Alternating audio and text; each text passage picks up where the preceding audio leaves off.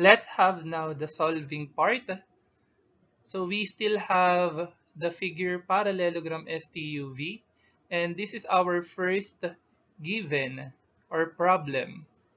So ST is equal to 5x minus 27 and VU is equal to 2x plus 18. Now the question is how long is VU? So ito na po yung solving part.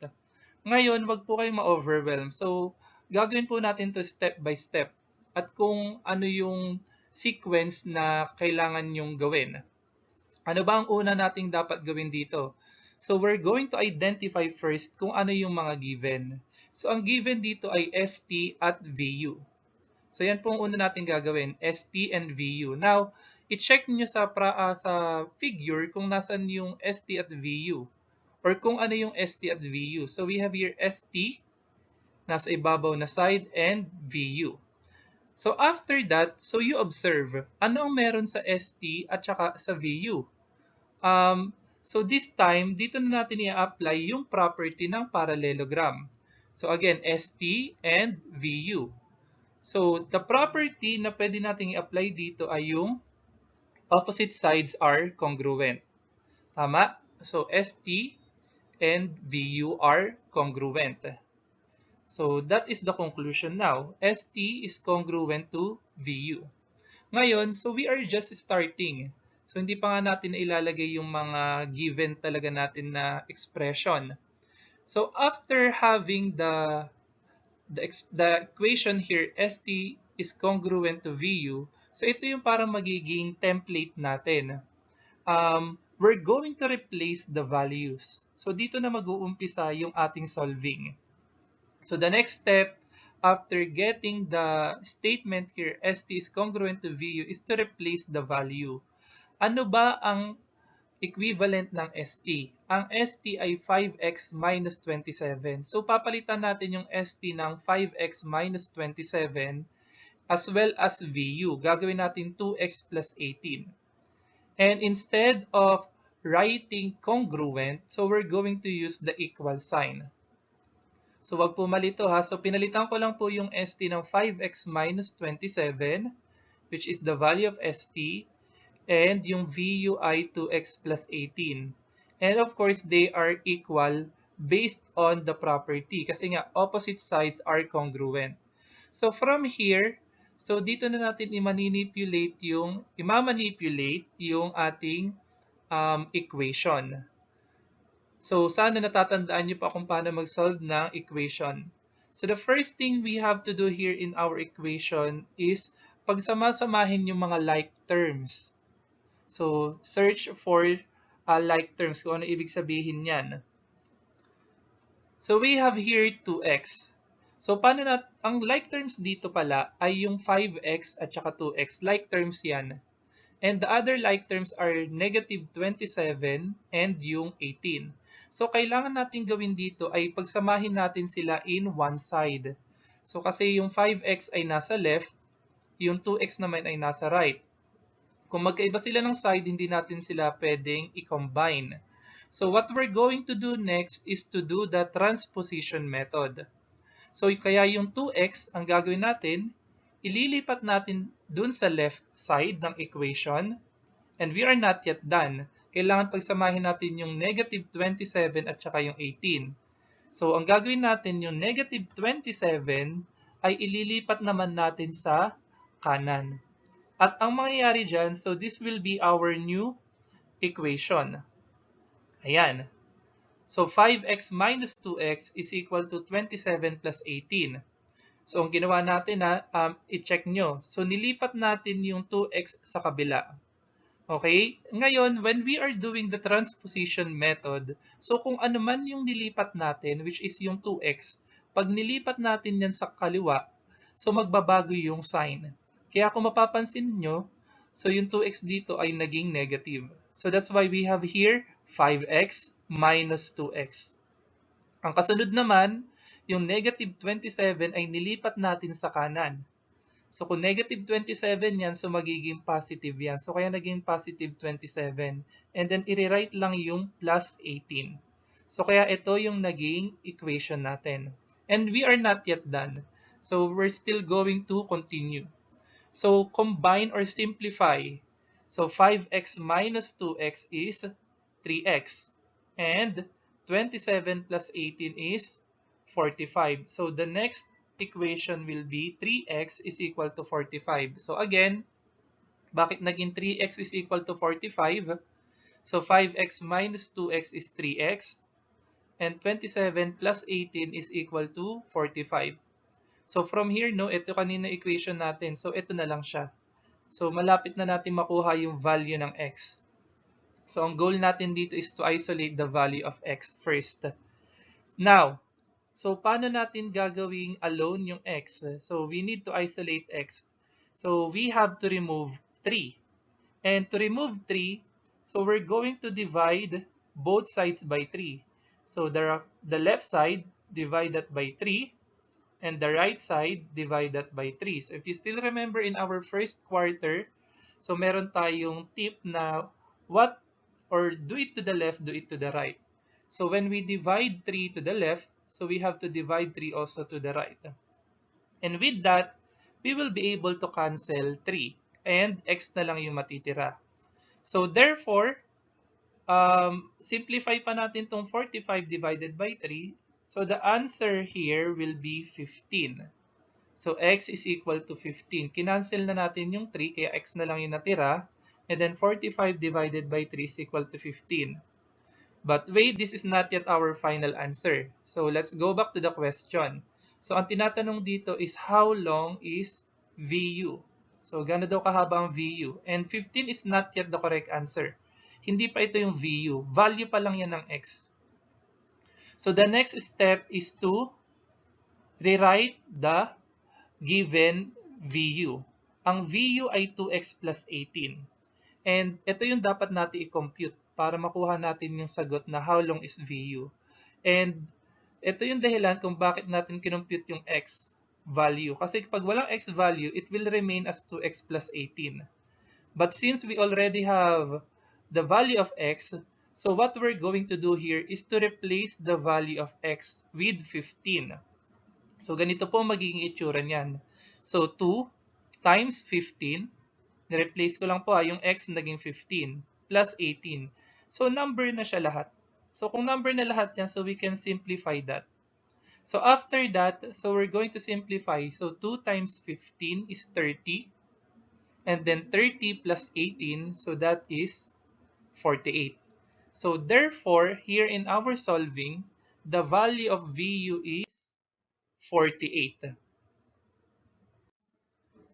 Next problem is, if angle VST or the measurement of angle VST is 12x minus 4 and angle TUV is equal to 10x plus 12, so find the measurement of angle STU. So yung M po dito, ibig sabihin po niyan ay, so M here represents measure. So find the measure or measurement of angle STU.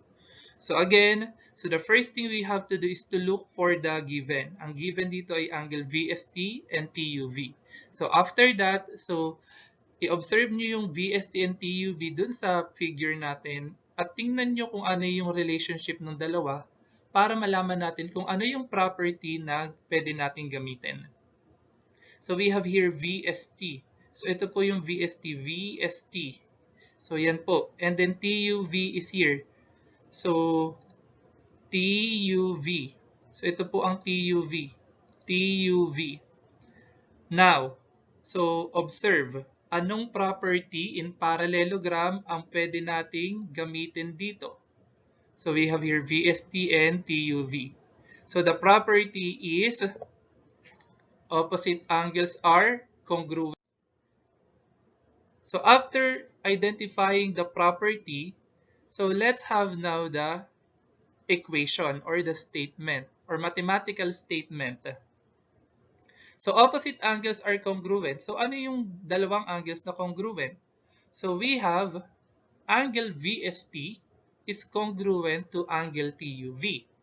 So again, like what we did a while ago, so after having this mathematical statement, so dito na tayo mag-uumpisa ng solving or dito mag-start yung solving. So we're going to replace angle VST with the expression 12x minus 4 and then angle TUV with 10x plus 12. And let's change the congruent into equal. So ito na po yung ima-manipulate natin. So ito na po yung isa-solve natin ngayon. So from here, so again, so we're going to do transposition. Kasi nga, dapat yung mga like terms ay magkakasama in one side. Katulad ng 12x at 10x dapat magkasama in one side. Yung negative 4 at 12 dapat magkasama in one side for us to combine them or to simplify. So 10x, ililipat po natin or itatranspose natin to the left side para makasama na niya yung 12x. And yung negative 4 ay ililipat natin sa kanan para masama or makasama nung 12. And don't forget to change the sign. So ang bago nating magiging equation will be 12x minus 10x is equal to 12 plus 4. So again, yung 10x nilipat natin sa kaliwa. So positive yan. Kapag tinranspose natin yan, so the sign will change. So it became negative. And yung negative 4, so we transpose that to the right side. Since negative yan, so nung tinranspose na natin, so it became positive. So from here, we're going to simplify. 12x minus 10x is 2x and 12 plus 4 is equal to 16. So konti na lang. After that, we're going to isolate x. So we need to remove 2. So to remove 2, we're going to divide both sides by 2. So 2x divided by 2 and 16 divided by 2. With that, we can cancel now 2. And x is already alone or isolated. And 16 divided by 2 is equal to 8. Now, the value of x is 8. And again, remember, 8 is not yet our final answer kasi hindi naman yan yung tinatanong ng ating problem or hindi naman yan yung hinihingi ng problem natin. Ang hinihingi ng problem natin is to find the measurement of angle STU. But of course, the value of x will play a vital role in solving for the measurement of angle STU. So without the value of x, so hindi natin makukuha yung value ng or measurement ng STU. Now, so what we can do next here is to check STU. Check muna natin yung STU kasi yung STU hindi siya part ng given ng VST at TUV. Okay, so check muna natin yung STU kung nasaan. So ang STU ay ito. Ito yung STU. Ngayon, anong relationship ang pwede nating i-compare or ano yung relationship niya dun sa dalawang angle na given? So ang STU, kung mapapansin nyo, we can see here that angle VST and STU are consecutive angles. Now, so we can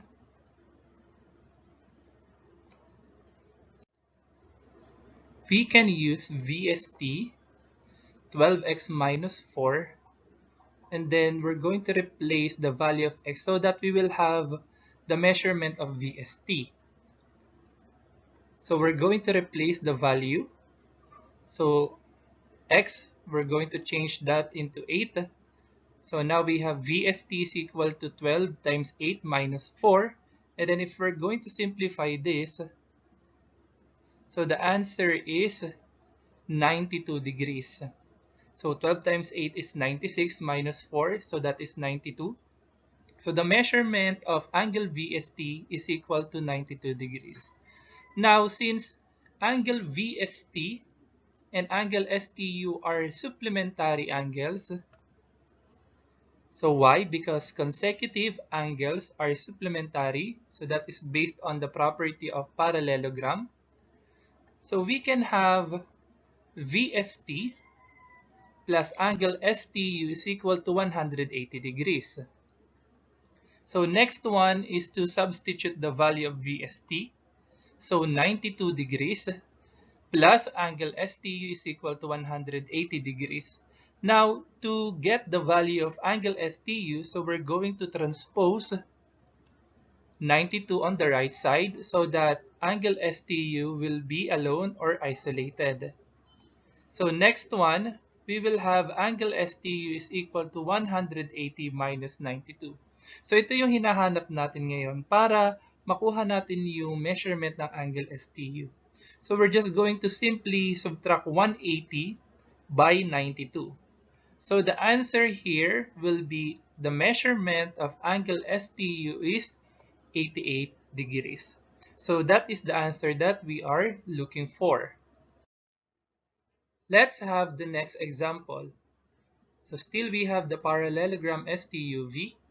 So we have here VT is equal to 3x minus 4 and VE is equal to x plus 5. How long is TE? So that is the question.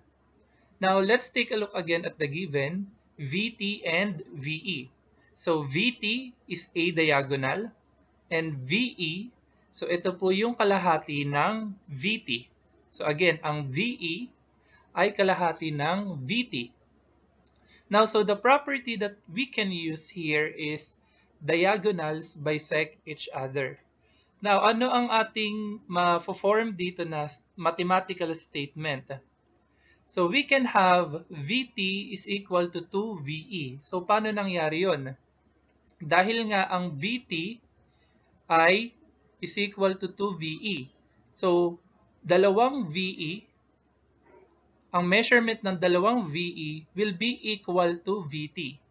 Kasi nga ang VE ay kalahati lang ng VT. So, if we're going to multiply VE by 2, so equal na siya sa VT. So, that's why we have here VT is equal to 2VE. So, again, we're going to replace the value. So, ang value po ng VT ay 3x minus 4. And then, we're going to bring down 2. Ang VE naman ay x plus 5. So, that's why we have here 2 times x plus 5. So, the next thing we need to do here, wala mo ng transposition because we have to simplify the right side. Ito pong 2 times x plus 5. So, we're going to do distribution method. So we're going to have 2 times x, so that will be 2x, and 2 times 5 will be 10. So the next equation will be, so bring down lang natin yung 3x minus 4. So ito po yun, and then 2 times x ay 2x, and then 2 times 5 ay 10. So that's why we have 2x plus 10. So here, dito na natin gagamitin or gagawin yung transposition method. So we're going to transpose 2x on the left side and negative 4 on the right side. So the new equation will be, so 3x minus 2x. So yung 2x po nilipat natin or transpose on the left. So magiging negative. Yung negative 4 naman transpose to the right, so it will become positive. So bring down 3x, bring down 10. So that's why we have 3x minus 2x is equal to 10 plus 4. So not yet done, we're going to simplify. So 3x minus 2x is equal to x, and 10 plus 4 is equal to 14. So therefore, the value of x here is equal to 14. So again, not yet our final answer. We are looking for the value of or how long is TE. Now let's observe or analyze the given. VT is a diagonal and VE is half of the diagonal. Now, so the given VE is equal to TE. So VE is equal to TE. So that is because of the property diagonals bisect each other. So whatever the value of VE, so that is also the value of TE. Now, since we don't have TE here in our given, so we can use the value of VE, so this given, so para mahanap natin yung value ng TE. Kasi once we have the value of VE, so meron na rin tayong value ng TE. So we're going to use the value of VE. So here, so VE is congruent to TE, so that is because of the property diagonals bisect each other. So we're going to use the value of VE, x plus 5. And we're going to replace the value of x with 14. So VE is equal to 14 plus 5. Therefore, VE is equal to 19. But this is not the missing part of the problem. So we are looking for TE.